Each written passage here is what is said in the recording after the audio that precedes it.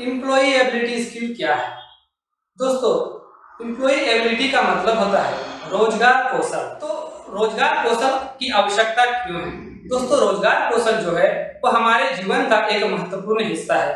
अगर हम अपने इस टेक्निक पे ध्यान नहीं देंगे, हम कौशल विकास योजना पे काम नहीं करेंगे, हम रोजगार कौशल योजना पे काम नहीं करेंगे, तो हमारी रोजगार पाने की जो क्षमता है वो कम हो जाएगी और हम एक अच्छे एम्प्लॉय साबित नहीं हो पाएंगे। दोस्तों, जिस प्रकार कहते हैं ना कि ट्रेनिंग मेक्स परफेक्ट, ट्रेनिंग आपको बेहतर बनाता है। और अगर आप इन सारी चीजों को ट्रेनिंग के तौर पर इस्तेमाल नहीं करेंगे या अपने ट्रेनिंग में शामिल नहीं करेंगे, तो आपकी रोजगार पाने की जो क्षमता है उसका विकास नहीं हो पाएगा और आप बहुत ही पीछे रह जाएंगे। तो चलिए हम लोग इसी विषय पे चर्चा करते हैं। मैं हूं वाल्मीकि राज और आप देख रहे हैं टेक्निकल विकी। दोस्तों, अगर अभी तक आपने इस चैनल को सब्सक्राइब नहीं किया है तो आप नीचे लाल बटन पे जाके सब्सक्राइब का बटन पे क्लिक कर दें और साथ ही साथ बेल आइकन को भी जरूर दबा दें ताकि आने वाला यूजफुल वीडियो जो है वो उसका नोटिफिकेशन आपको सबसे पहले मिले। तो चलिए दोस्तों, शुरू करते हैं आज का लेसन। और आज के लेसन में हम ये जानते हैं कि एम्प्लॉई एबिलिटी स्किल्स क्या क्या हैं और हम उन चीजों का उपयोग कैसे करेंगे और इन चीजों का उपयोग करके हम अपने एम्प्लॉयबिलिटी स्किल को कैसे इंक्रीज कर सकते हैं। दोस्तों, एम्प्लॉयबिलिटी स्किल क्या है?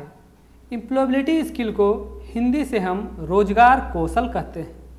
रोजगार कौशल का मतलब है कि रोजगार के लिए आप लोग किस किस चीज़ों पे ध्यान देंगे और ताकि आपका एम्प्लॉयबिलिटी स्किल हाई हो और कंपनी में रोजगार मिलने की संभावना भी आपके लिए प्रबल हो। दोस्तों, आज के इस लेसन में हम यही सीखेंगे कि हमें रोजगार के लिए किन किन चीजों पे ध्यान देना जरूरी है और किन किन चीजों पर ध्यान देना जरूरी नहीं है।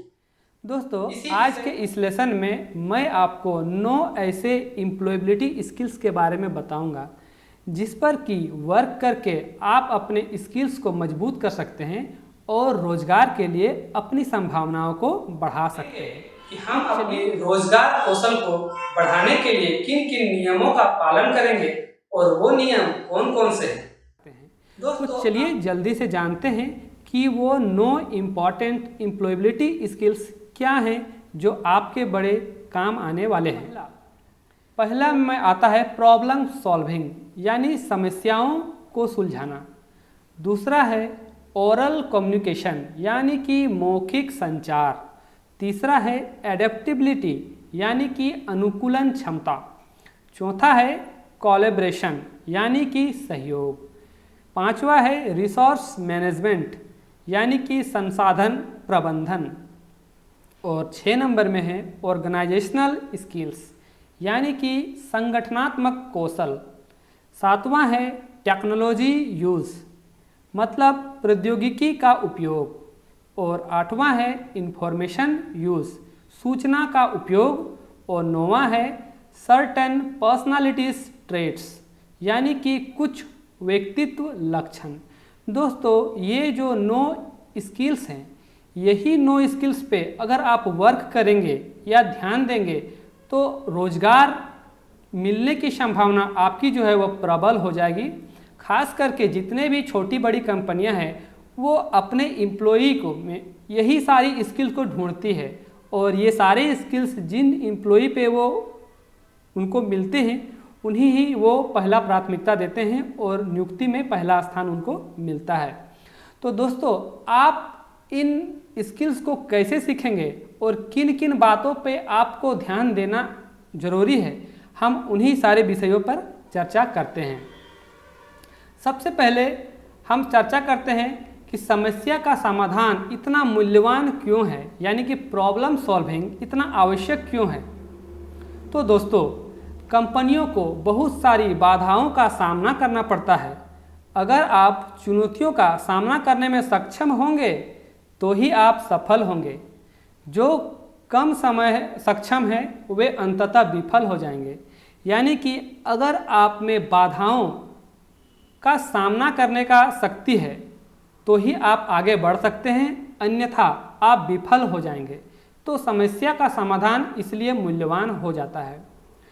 समस्या समाधान किसी भी कंपनी में रोज़मर्रा की ज़िंदगी का हिस्सा है, ठीक है। और इसमें कुछ निम्नलिखित बातें जो हैं वो शामिल होती हैं, जो कि हर कंपनी में, चाहे वो कंपनी छोटी हो या कंपनी बड़ी हो, उनकी कुछ विशेष बातें क्या हैं।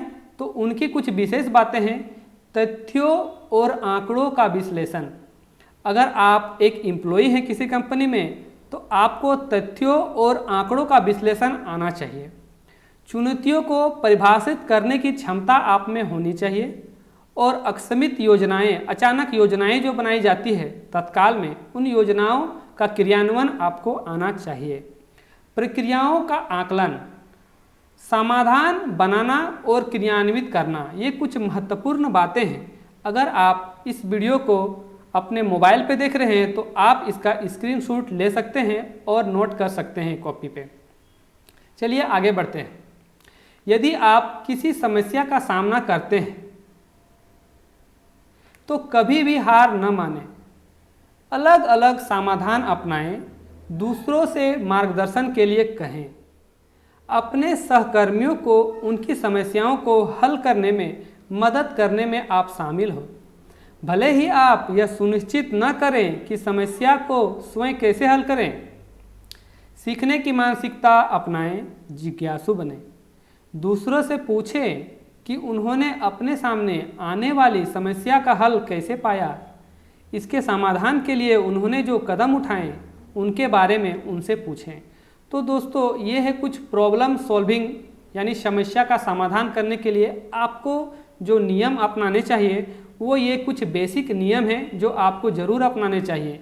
यही नियम जो है वो आपकी एम्प्लॉयबिलिटी स्किल को जो है वो इंक्रीज करेंगे और रोज़गार के लिए आपको पहले नंबर पे रखेंगे।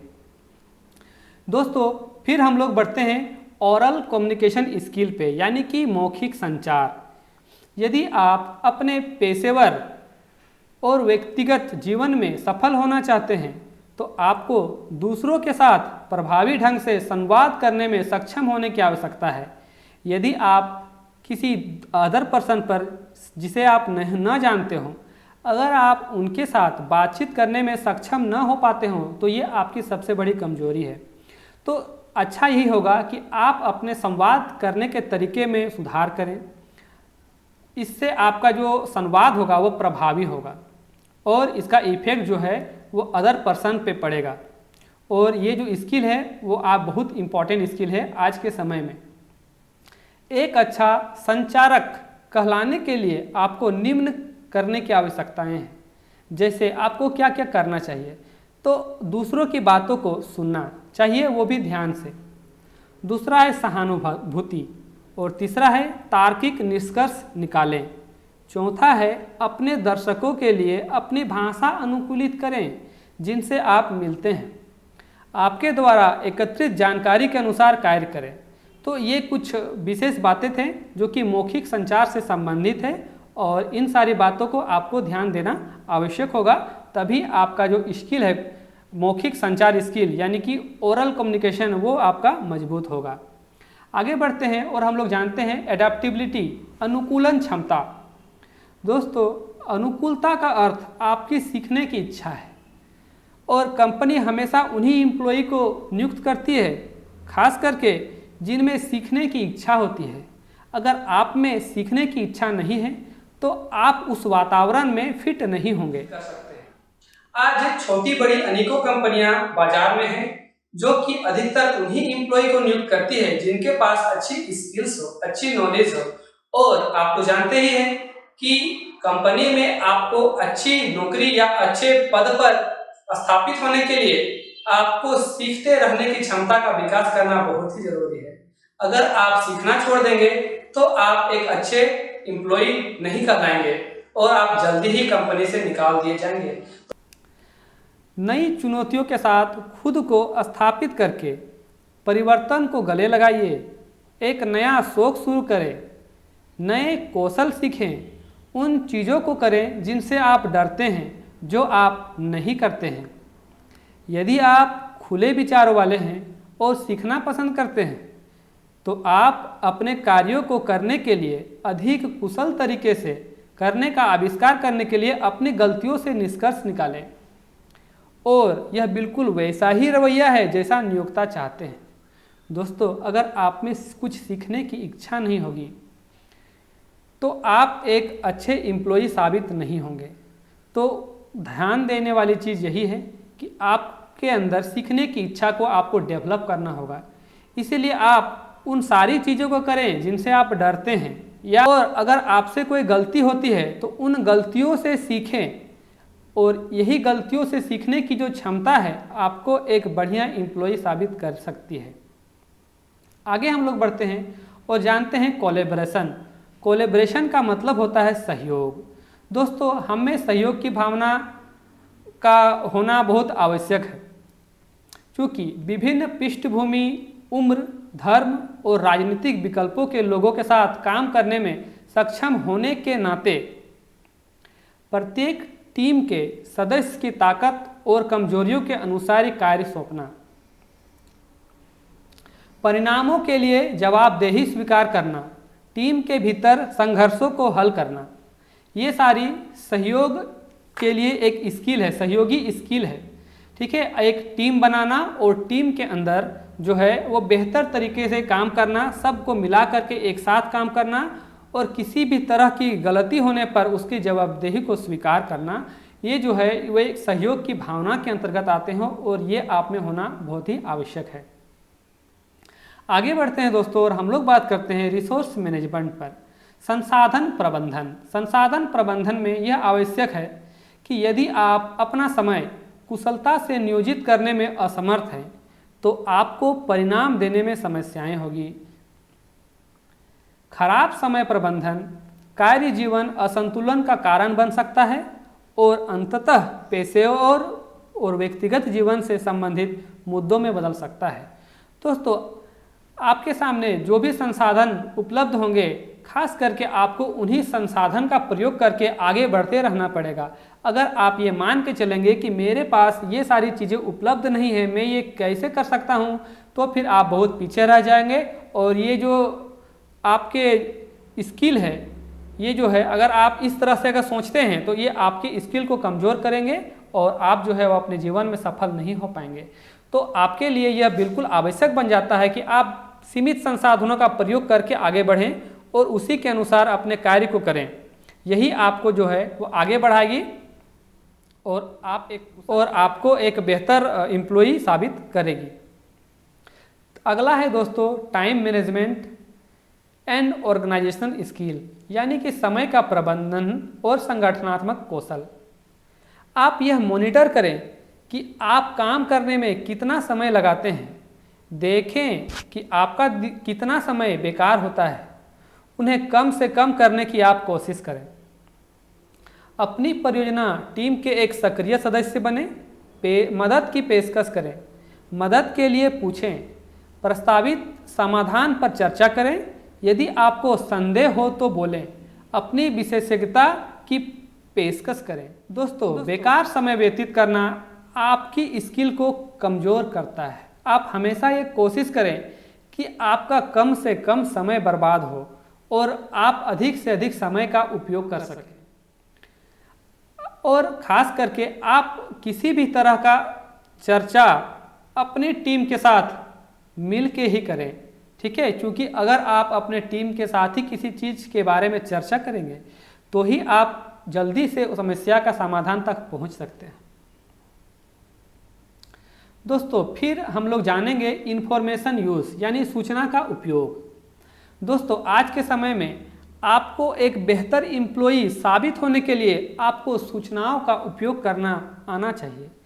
सूचनाओं को उपयोग में क्या, तो आपको एक स्मार्टफोन चलाना आना चाहिए, आपको कंप्यूटर का यूज करना आना चाहिए, आपको इंटरनेट का इस्तेमाल करना आना चाहिए। दोस्तों, ये जो सूचना का उपयोग है, इसमें सोशल नेटवर्किंग और इंटरनेट से संबंधित वो सारी बातें आते हैं जो कि सूचना से संबंधित है। इन सारी बातों को आज के समय में जानना हर एक एम्प्लॉय के लिए आवश्यक है, क्योंकि अगर आप इन सारी चीज़ों को नहीं सीखेंगे, नहीं समझेंगे, तो आप बहुत ही पीछे रह जाएंगे। अगला है टेक्नोलॉजी यूज, प्रौद्योगिकी का उपयोग। दोस्तों, अगर आप प्रौद्योगिकी का उपयोग, टेक्नोलॉजी का उपयोग अपने जीवन में नहीं करते हैं तो आपको उन चीज़ों को करना शुरू कर देना चाहिए, क्योंकि अगर आप टेक्नोलॉजी से जुड़े हुए नहीं रहेंगे आज के दौर पे तो आप एक बेहतर एम्प्लॉय साबित नहीं हो सकते। तो खास करके टेक्नोलॉजी पे आपको ध्यान देना है और मार्केट पे भी ध्यान देना है कि किस तरह के टेक्नोलॉजी मार्केट में आ रहे हैं और उनका उपयोग किस तरह से किया जाता है, ताकि कंपनी के लिए आवश्यकता पड़ने पर आप उस टेक्नोलॉजी का इस्तेमाल कर सकें और कंपनी में अपनी योग्यता का परिचय दे सकें। दोस्तों अगला है सर्टन पर्सनालिटी ट्रेट्स, कुछ व्यक्तिगत लक्षण। दोस्तों आप जो है कुछ व्यक्तिगत लक्षण पे अगर आप ध्यान देंगे, यानी कि आप अपने खुद के व्यक्तित्व पे ध्यान देंगे, तो आपके उठने का तरीका, आपके बैठने का तरीका, आपके बात करने का तरीका, आपके लिखने का तरीका, आपका संवाद करने का तरीका, इन सारी तरीकों पे अगर आप काम नहीं करेंगे तो यही सारे जो तरीके हैं वो चाहे आप कितने भी एम्प्लॉयबिलिटी स्किल को सीख ले, अगर आपका व्यक्तित्व में ही प्रॉब्लम है, अगर आपका संवाद में ही प्रॉब्लम है, आपका लिखावट में प्रॉब्लम है, आपकी रुचि में प्रॉब्लम है, तो फिर सारे स्किल जो है यहाँ पर बेकार साबित हो जाते हैं।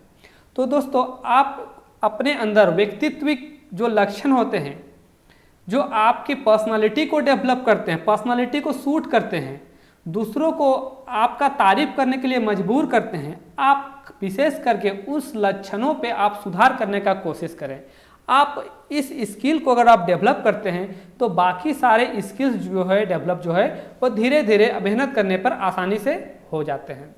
तो दोस्तों आज के इस लेसन में हमने ये सीखा कि हम अपने एम्प्लॉयबिलिटी स्किल को किस तरह से डेवलप कर सकते हैं और डेवलप करने के लिए हमें किन किन चीज़ों पर ध्यान रखना चाहिए। दोस्तों आप इन्हीं नियमों का पालन करके एम्प्लॉयबिलिटी स्किल्स को बढ़ा सकते हैं और रोजगार के क्षेत्र में आप अपना स्थान जो है सुरक्षित कर सकते हैं। तो दोस्तों आज के लिए बस इतना ही, मिलते हैं नए लेसन में, नए लेसन और नए वीडियो के साथ। तो आज के लिए बस इतना ही, धन्यवाद।